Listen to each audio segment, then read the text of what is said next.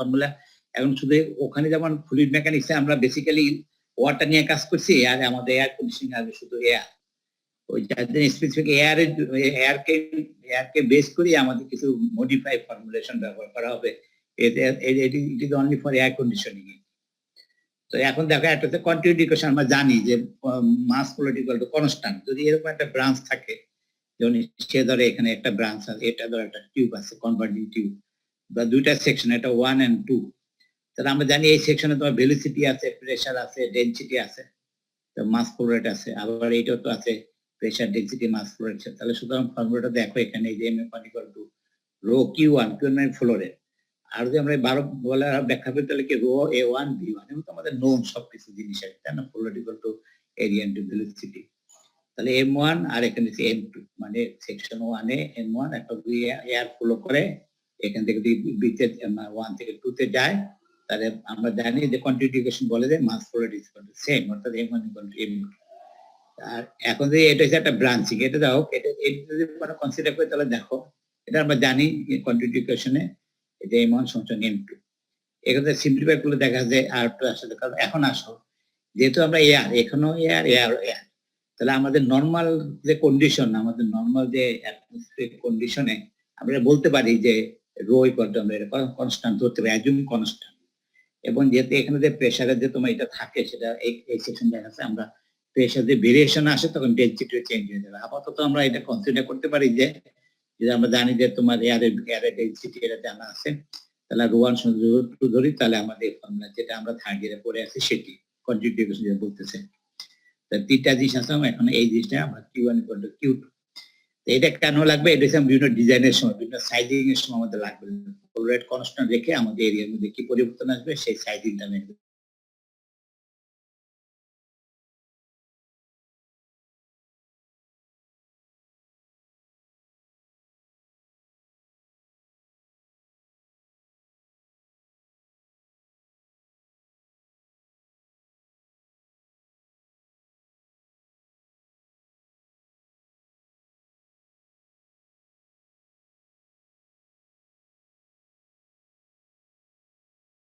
Plus M3 বসাও, তাহলে একই জিনিস আসবে। যেহেতু রো আমরা কনস্ট্যান্ট ধরি, রো1 = রো2 কনস্ট্যান্ট ধরি, তাহলে এটা হয়। তাই এই ফর্মুলাটা আসে। তাহলে বোঝা গেল এখানে ফ্লো রেট, একটা মাস ফ্লো রেট, একটা ভলিউম ফ্লো রেট, এই দুইটাই কি সেম, দুইটার সাম। এখন আসো বার্নৌলিজ ইকুয়েশন যেটা আছে, এখন প্রেসারের সাথে রিলেশনশিপ যেটা আছে, আমরা জানি প্রত্যেকটা পয়েন্টে প্রেসার, হেড, ভেলোসিটি আর একটা কি যেটা এইটা হয়। আর সাধারণত তোমার এইটা হচ্ছে আমাদের তোমার বার্নৌলিজ ইকুয়েশন যেটা আমরা জানি। এখন একটু মডিফাই করা হলো, আবার আর একটু মডিফাই করা হলো, ফাইনালি দেখো এই ফর্মে নিয়ে আসে। এখন এখানে দেখানো যে Z1 = Z2। সাধারণত আমাদের যে দাগগুলো থাকে হরিজন্টাল পজিশনে থাকে, যেখানে হরিজন্টাল পজিশনে থাকে, যখন তো তোমার ভার্টিক্যাল পজিশন যায় তখন তো Z1 Z2 মানে এইটা কনসিডার করতে হবে। বেসিক ম্যাক্সিমাম কেসে হরিজন্টাল কেস, মানে আমার ওয়ালে বলো আর রোপে বলো হরিজন্টালি এটা মুভ করে, এই জন্য Z1 Z2 আমরা করি, তাহলে দুইটা দিশে আসে। তাহলে এখানে আমরা জানি যে একটা হচ্ছে স্ট্যাটিক প্রেসার আছে, ভেলোসিটি। এখানে আমরা অন্য একটা নাম দিতে চাচ্ছি, এটা স্ট্যাটিক প্রেসার হেড, এটা হচ্ছে ভেলোসিটি হেড, এটা ডেটা হেড বলি। তাহলে আমাদের এয়ার কন্ডিশনিং এ এখন দেখো এই জিনিসটাকে একটু মডিফাই করে এই ফর্মে নিয়ে আসলাম, কিছু না এক সেম জিনিস, এইটা একটা মডিফাই করে নিয়ে আসলাম। এইটাকে আমরা একটা নতুন একটা নাম দিতে চাচ্ছি, এটাকে বলে velocity pressure. Ultimately velocity pressure means মানে কি ভেলোসিটি হেড, এটা হচ্ছে প্রেসার, স্ট্যাটিক প্রেসার, এটাকে আমরা ভেলোসিটি, সেটা একটা নাম দিলাম আমরা। বুঝেছ? আসলে এটা কাইনেটিক এনার্জি।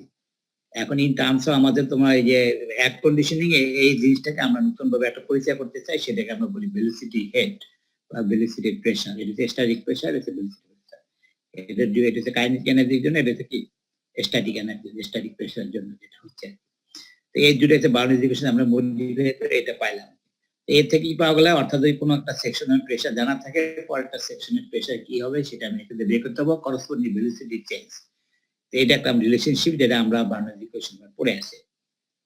এখানে দেখো, তাহলে এখানে আমাদের প্রেসার, টোটাল প্রেসার বলতে কি বোঝায়, তাহলে একটা স্ট্যাটিক প্রেসার, একটা কি ভেলোসিটি প্রেসার। স্যার ক্লাস তো রেকর্ড করা হচ্ছে না স্যার।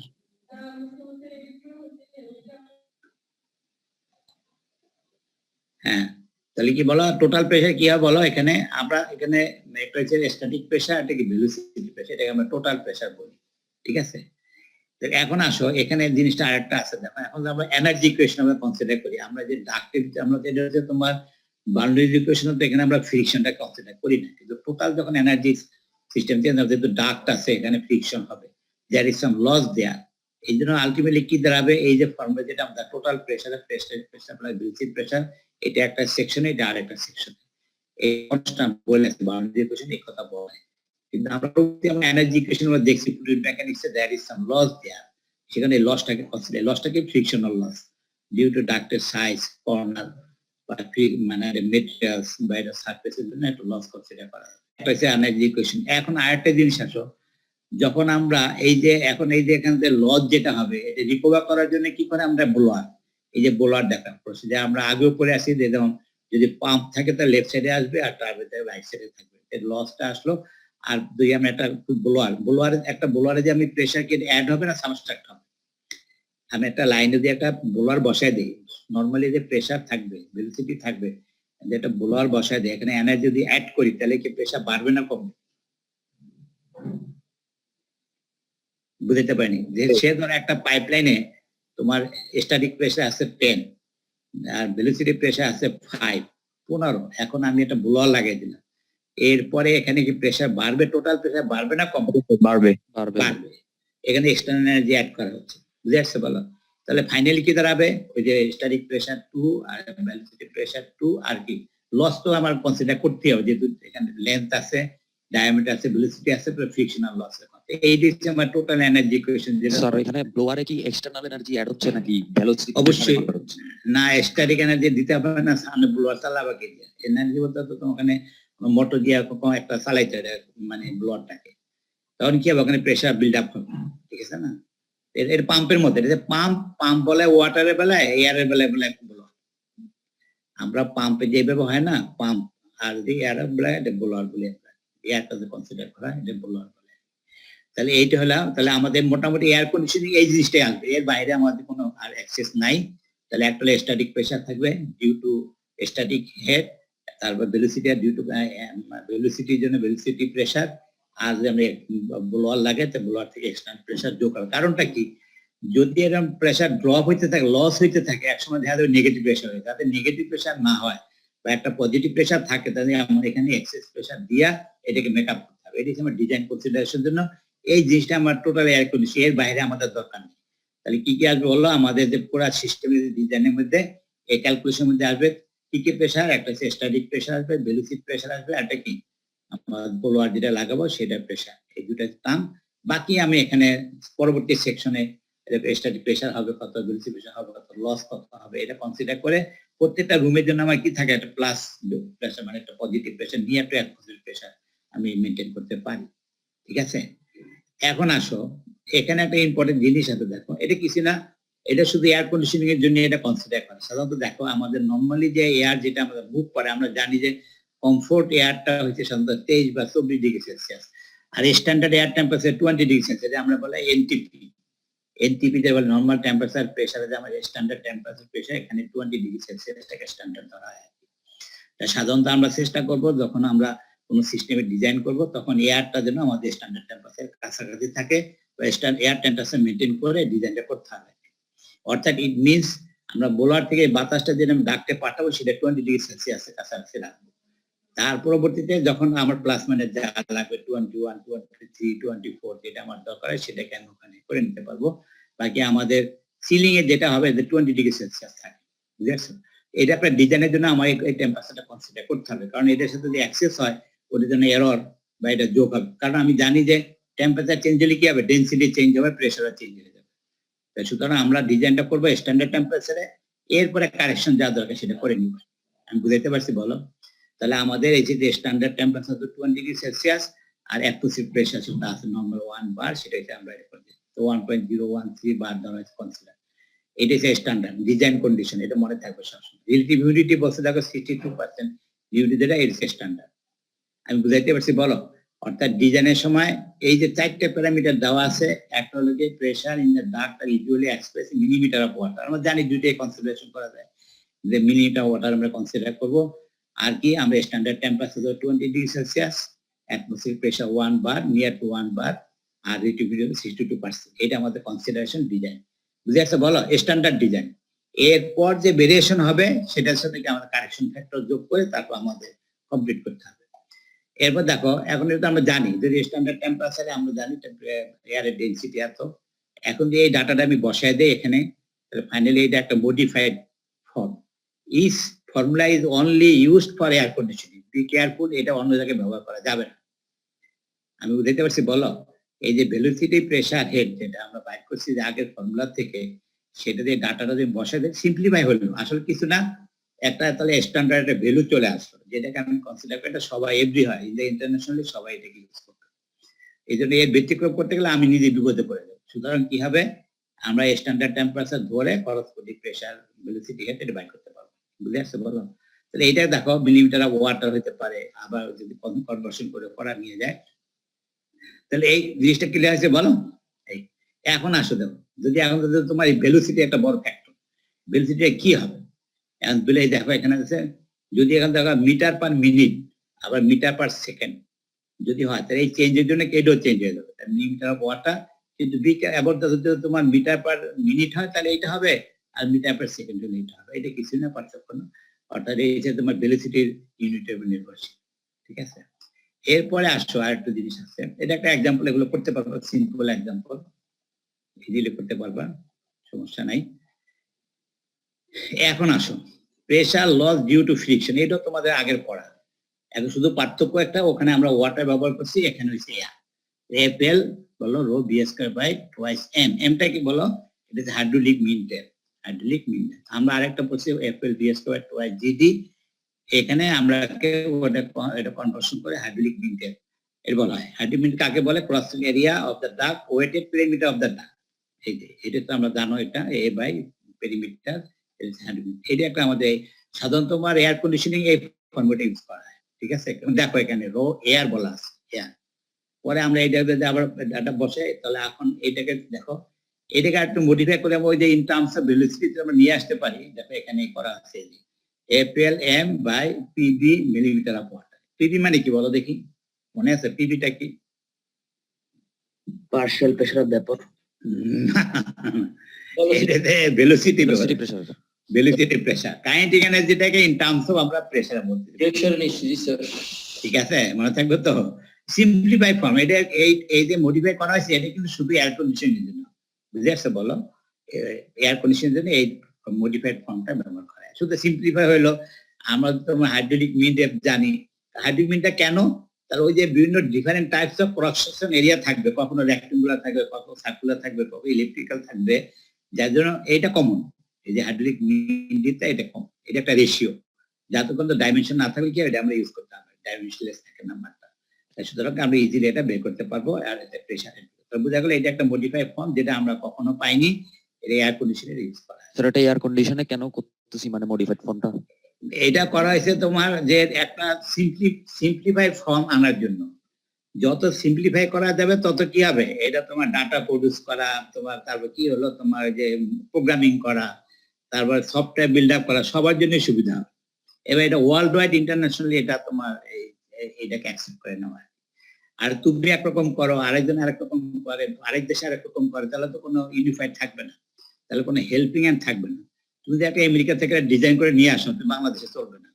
এই যে একটা ইন্টারন্যাশনাল কত ফোরাম আছে, যে আশারে যেটা বললাম না, ওরাই ফুল কন্ট্রোল করে, এবং আরো কয়েকটা প্রতিষ্ঠান আছে যে এরাই এটাকে বলছে যে যত ইজি করা যায়, যে বলা আছে হেলিসিট দেওয়া আছে, সাথে সাথে কি আমি ফ্রিকশনাল লসটা আমি বের করে ফেলতে পারবো।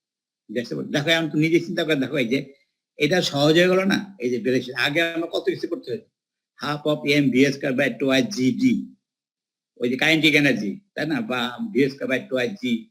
তো এখন কি সিম্পলিফাই ফর্ম হয়ে গেল, কেন সিম্পলিফাই হলো, আমরা যেহেতু এয়ার ধরে নিচ্ছি, আর কেন ভুল হওয়ার কোনো সম্ভাবনা নেই, স্ট্যান্ডার্ড এয়ার ধরে নিয়ে গেছি, যার জন্য কি আমাদের সহজ হয়। বুঝে আসছে বলো? এটা সব ক্ষেত্রেই হয়, যেমন আমরা ওয়াটার বেলা একটা ইউজ করতেছি, এখানে আরেকটা ইউজ করতে সিম্পলিফাই ফর্ম করা, যেমন এইটা এসে কি দেখো, তাহলে এটা একটা আমাদের modified form friction loss consider করার জন্য। এখন আসো মেইন এসে এটা বলো তো, এই যে ফর্মুলাটা আমরা ড্রাইভ করলাম, এইটা in terms of velocity pressure, এইটা কি কত ডিগ্রি সেলসিয়াসে করসপন্ডিং বলো দেখি, মনে আছে এটা? NTP 20 degree Celsius. এই মনে থাকবে তো? তাহলে এনটিপি করসপন্ডিং এটা। এখন আমার ডিজাইন যদি কনসিডার করে দেখো সব জায়গায় তো এনটিপি থাকবে না, কারেকশনটা কি হবে বুঝাইতে পারিনি। বা আমি যে তোমার এয়ারটা সাপ্লাই দিলাম, এয়ারটা আমি স্ট্যান্ডার্ড দেইনি, সে ধরো এয়ারটা সাপ্লাই দিলাম কম টেম্পারেচার হাই টেম্পারেচারে, তখন কারেকশনটা কি হবে, তখন প্রেসার ড্রপটা কিরকম চেঞ্জ, আমি ক্লিয়ার করতে পারছি? নর্মাল স্ট্যান্ডার্ডে আমি এটা ডিজাইন করলাম, এখন আমার প্র্যাকটিক্যাল আমি যখন করতে গেলাম তখন দেখলাম যে আমার যে রেফ্রিজারেশন যে সিলিং ওয়াটার সাপ্লাই দিচ্ছে তাতে টেম্পারেচারটা দেখা গেল 21 ডিগ্রি বা 22 ডিগ্রি হয়ে গেল বা 23 ডিগ্রি হয়ে গেল, তখন আমার প্রেসার ড্রপটা কি হবে? এই যে কারেকশন পিকটা দেখো, এই যে 273 বাই স্ট্যান্ডার্ড টেম্পারেচার, এখন যে টেম্পারেচারটা এই কারেকশনটা তোমার কি করতে হবে, যোগ করতে হবে। এই যে তাহলে ইজি হয়ে গেল। তাহলে আজ যে স্ট্যান্ডার্ড একটা এটা ইন্টারন্যাশনালি অ্যাকসেপ্ট করে, এখন তোমার রিকোয়ারমেন্টস, তোমার যে রিকোয়ারমেন্ট সেটা তাহলে বুঝে আসছে বলো, it is used for all but next এটাকে এটা তোমার, এখন তুমি স্ট্যান্ডার্ড রাখতে পারো, স্ট্যান্ডার্ড মেনটেন করতে কি বলো 200 ডিগ্রি মেনটেন করতে লাগবা সবসময়। সুতরাং কি হবে, there is some change either plus or minus, হয়তো কম হইতে পারে বেশি হইতে পারে, তখন এই কারেকশন ফ্যাক্টরটা চলে আসবে, অর্থাৎ অ্যাকচুয়াল যে তোমার প্রেসার ড্রপটা হবে সেটা হবে টেম্পারেচার রেশিও। ক্লিয়ার করতে পারছি বলো? স্যার টেম্পারেচার কি স্যার প্রেসার কনস্ট্যান্ট রাখা যায় না? টেম্পারেচার মানে টেম্পারেচার চেঞ্জ হলে কি মানে প্রেসারও চেঞ্জ হয়ে যাবে? Pressure কি অবশ্যই constant? অবশ্যই ডেনসিটি চেঞ্জ হলে চেঞ্জ হবে না, এয়ার তো কম্প্রেসিবল ফ্লুইড, জি স্যার। বুঝে আসছে? এয়ার তো কম্প্রেসিবল ফ্লুইড, সুতরাং তোমার টেম্পারেচার চেঞ্জ হলে ডেনসিটি চেঞ্জ হবে, ডেনসিটি চেঞ্জ হলে প্রেসার চেঞ্জ হবে, যেটা আমাদের গ্যাস লতে যেটা বলে। ক্লিয়ার আছে? বুঝে আসছে? এইটা হচ্ছে দেখো, এখন এইটা হচ্ছে আমাদের ইজি হয়ে গেল। সবচেয়ে কথা হচ্ছে ডিজাইনের ক্ষেত্রে তুমি যত সিম্পলিফাই ফর্ম নিয়ে আসতে পারো এইটা থাকবে তোমার টার্গেট। তুমি কমপ্লেক্স ফর্মুলা ইউজ করলে এরর বেশি থাকবে, যত সিম্পলিফাই নিয়ে আসবে তত এই তোমার এরর কম থাকবে। ঠিক আছে, আচ্ছা গেল। এরপরে আসে দেখো, এখন তো ওই যে হাইড্রোলিক মিন ডেপথ, তাহলে দেখো হাইড্রোলিক মিন ডেপথ, এখন তো মানে আমার তিনটা কেস, একটা হলো তোমার যে সার্কুলার ডাক্ট, রেক্টাঙ্গুলার ডাক্ট, অত স্কয়ার ডাক্ট। এখন দেখো কত সহজ হয়ে গেল, এম সমান কি এ বাই পি, মানে যদি তোমার সার্কুলারকে পাই ডি স্কয়ার বাই 4 আর প্রিমটাকে পাই ডি কত ডি বাই 4, তাহলে কি হয়ে গেল বলা? তাহলে এইটা কোথাকে সব কি, এই যে প্রেসার ড্রপ যেটা হবে এটা কি আমি রেক্টাঙ্গুলার সার্কুলার যে কোনো ক্রস সেকশন এরিয়ার জন্য আমি করতে পারবো, এমটা কত এখানে ডি বাই 4, অর্থাৎ ডায়ামিটার যেটা হবে তার ডি বাই 4 দিয়ে এম বসাই দিলাম। আবার যদি তোমার রেক্টাঙ্গুলার হয় তাহলে কত, এই যে area to length to with divided perimeter, তাহলে কি হলো আমি মানটা বসাই দিলাম, তখন এখান থেকে প্রেসার ড্রপটা বের করে দিতে পারবো। বুঝে আসছে বলো? যদি বলো তো স্কয়ার হলে কি হবে, বলো তো স্কয়ার হলে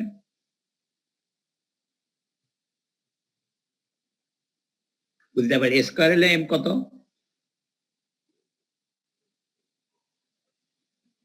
স্যার a/2। এই তো বুঝে আসছে? দেখো সহজ হয়ে গেল তোমাদের, স্কয়ার হলে 2 বা সহজ, আমি এম এর মান বুঝে আসছে বলো?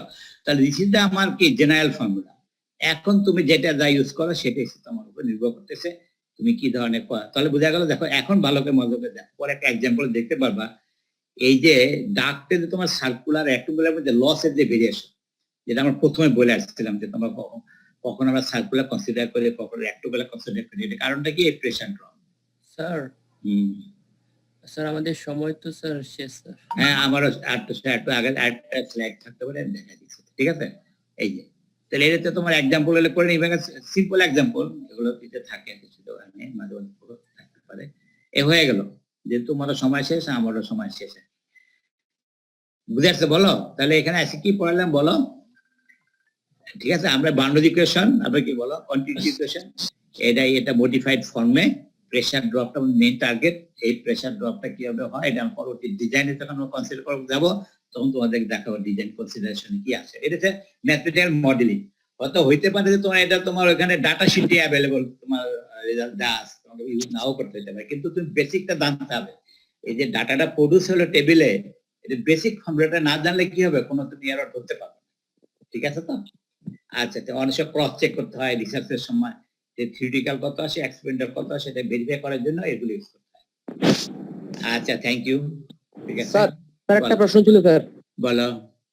স্যার আমাদের স্যার যারা স্যার মোবাইল থেকে ইউজ করতেছে স্যার, অনেকের স্যার আজকে স্যার রবি নেটওয়ার্ক একটু ডিস্টার্ব করছে স্যার। স্যার জমা দিতে স্যার 2-4 মিনিট লেট হয়ে গেছে স্যার, আচ্ছা, কোনো সমস্যা নেই। 30 হয়ে গেছে স্যার জমা দিতে। আচ্ছা, থ্যাংক ইউ, কনসিডার করে নেবো।